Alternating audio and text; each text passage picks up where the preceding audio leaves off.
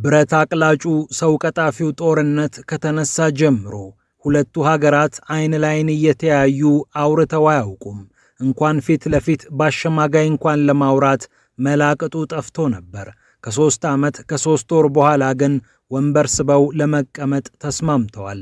እናም ዩክሬንና ሩሲያ በቀጥታ የሚነጋገሩበት አሊያም የሚነታረኩበት መድረክ በኢስታንቡል ተዘጋጅቷል። የአሜሪካ የቱርክና የዩክሬን ልዑካንም ኢስታንቡል በሚገኘው ዶልማባልች ቤተመንግስት ከትመዋል። አንካራ፣ ኪየቭና ዋሽንግተን አውርተው ሲያበቁ ሩሲያ፣ ዩክሬንና ቱርክ ደግሞ በድጋሚ ለወሬ ይቀመጣሉ ሲባል ሰንብቷል። የአሜሪካው ፕሬዝዳንት ዶናልድ ትራምፕ ዋይት ሃውስ ከገቡ በኋላ ሁለቱ ሀገራት እጃቸውን ተይዘውም ቢሆን ለማውራት ተገደዋል።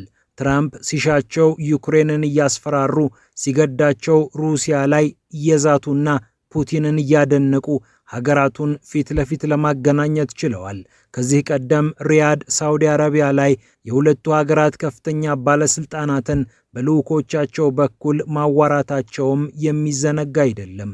አንዴ ሩሲያን አንዴ ዩክሬንን ሲያገኝ የከረመው የውጭ ጉዳይ ሚኒስትሩ የማርኮ ሩቢዮ ቡድን ያሰበውን ያህል ባያሳካም የተጓዘው ርቀት ቀላል አይደለም። የሩሲያው ፕሬዝዳንት ቭላዲሚር ፑቲን ደግሞ አጋጣሚውን ተጠቅመው የውጊያ አቅማቸውን ከፍ እያደረጉ ቆይተዋል። ተጨማሪ ግዛቶችን እየያዙ የተያዘባቸውንም እያስለቀቁ ናቸው። በአንድ እጅ ዘንባባ በሌላ እጅ ጠመንጃ ያነገቡት ፑቲን ዩክሬን አጉል የእፎይታ ጊዜ እንዲኖራት የፈቀዱ አይመስሉም። በሌላ በኩል ዩክሬን ሶስተኛውን አሜሪካ ሰራሽ የጦር ጀት አጥታለች። አዎ ኤፍ-16 የጦር ጀቴ ወድሞብኛል ብላለች ኪየቭ። ፒያሳ ኔትወርክ እነዚህንና ሌሎችንም ጉዳዮች በጥልቀት ይመለከታቸዋል።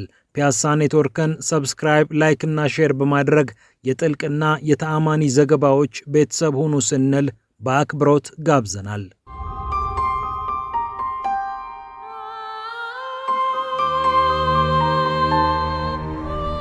በአንድ እጅ ዘንባባ በሌላ እጅ ጠመንጃ ያነገቡት ፑቲን ዩክሬን አጉል የእፎይታ ጊዜ አግኝታ ዳግም እንድትጠግብባቸው የፈቀዱ አይመስሉም። ኔቶ ዩክሬን ከሩሲያ ቅጥቀጣ በጥቂቱም ቢሆን እፎይታ ካገኘች መሳሪያ አስታጥቄ ኃይሏንም አደራጅቼ አሊያም እኔም ቢሆን ገብቼበት ሩሲያን መቋቋም እንችላለን የሚል ሐሳብ በልቡ እንደያዘ ይታወቃል። ምክንያት ኔቶ ከአቅሙ በላይ ለዜሌንስኪ መንግስት ያሸከመው መሳሪያ ተመናምኗል። እንኳን ለኪየቭ የሚሆን ራሱን ለመጠበቅ የሚረዳውን መሳሪያ በቅጡ አለመታጠቁ አስግቶታል።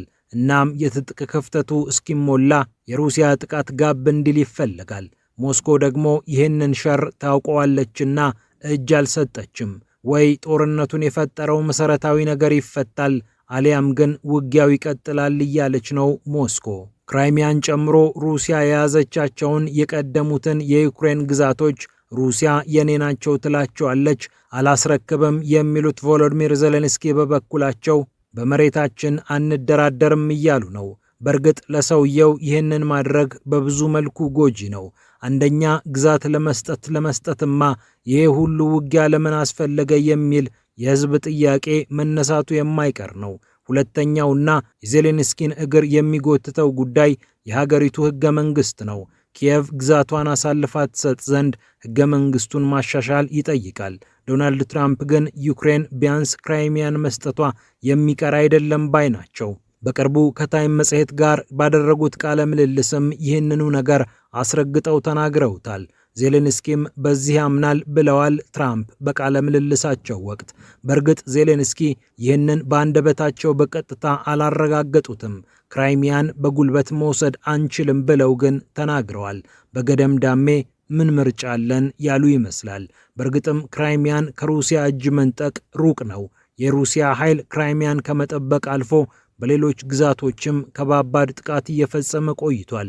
ዩክሬንም የሚወድሙባት ወታደራዊ ሀብቶች ከጊዜ ወደ ጊዜ እየጨመሩባት መጥተዋል። ዩክሬን ከኔቶ ሀገራት የተረከበቻቸው የጦር መሳሪያዎች መውደማቸውን ሲቀጥሉ ጦርነቱን ለማከናወን የሚያስፈልጉ መሳሪያዎች ተመናመኑ ማለት ነው። ኪየቭ ሶስተኛውን ኤፍ-16 የጦር ጀት ማጣቷን ይፋ አድርጋለች። አየር ላይ የነበሩ የጠላት ኢላማዎችን እየደመሰሰ ባለበት ወቅት ይላል የዩክሬን መከላከያ ሚኒስቴር የሰጠው መግለጫ። ጀቱ ከአቅም በላይ በሆነ ምክንያት ሊወድቅ ችሏል። የጀቱ ፓይለት በፓራሹት መውረዱና ያለምንም ጉዳት ጦሩን መቀላቀሉንም ኪየቭ አሳውቃለች። ክስተቱ የት እንደተፈጠረ ግን ከመግለጽ ተቆጥቧል መስሪያ ቤቱ። በሚያዝያ ወር የሩሲያ ሚሳኤል አናቱን መጥቶ ያጋየው ኤፍ-16 የጦር ጀት ጉዳይ አነጋጋሪ ሆኖ እንደነበር ይታወሳል።